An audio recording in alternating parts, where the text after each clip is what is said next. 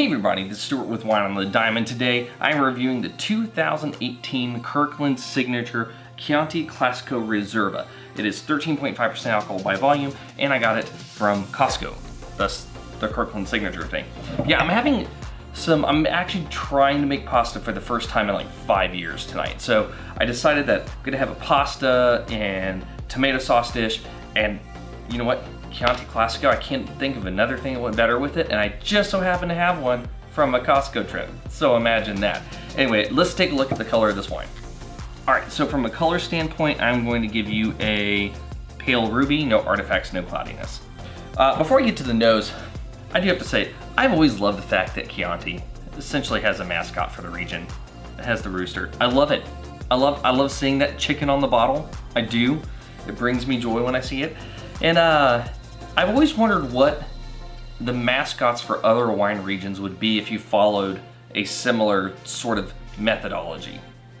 I mean, obviously like a pecorino wine would be like a sheep, but like what else would be out there? If you have a favorite wine region that's not Chianti, recommend it below what that mascot for that region would be. I'd be interested to know what you guys put below there. Anyway, so let's get to the nose. From a nose standpoint, medium plus intensity on the nose, and I'm getting those glorious Chianti notes. I'm getting red cherry, I'm getting a little bit of raspberry. There's a bit of earth in here, just kind of like moist dirt. It's not quite, I wouldn't say it was mud. Like if you water garden soil, that's kind of what you're getting out of here, just a little bit of it. There's also a little bit of kind of a gaminess to this wine. It's like a slight, like dried pepperoni. A little bit of cinnamon, a touch of kind of a cedar note.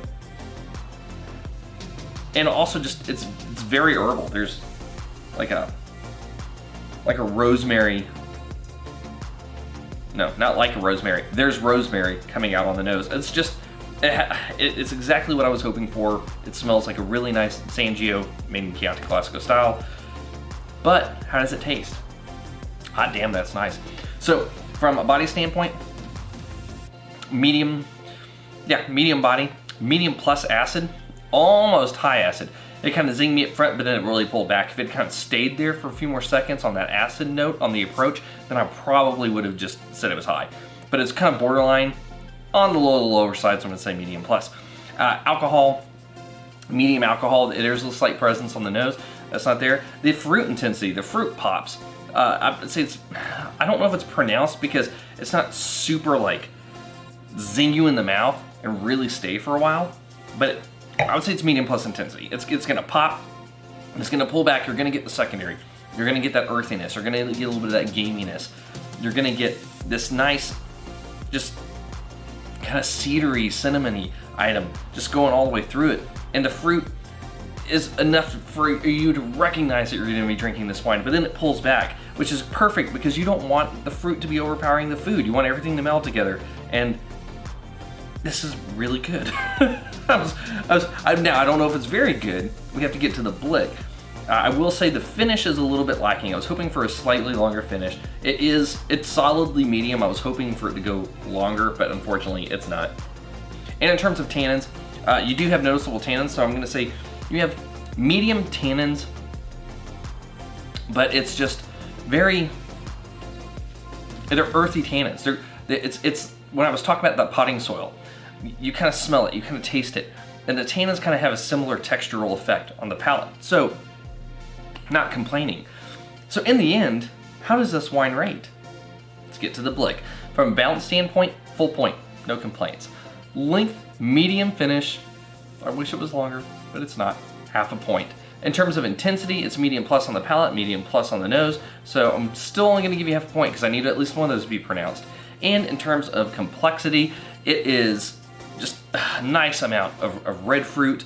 You're getting this nice amount of secondary, and you're getting a nice amount of earthiness and gaminess that's already in there, and that's without it even aging. So I'm sure it would continue to develop a little bit more, as well as getting some of those raisiny notes that you can get with Chianti if you let it age for a long time.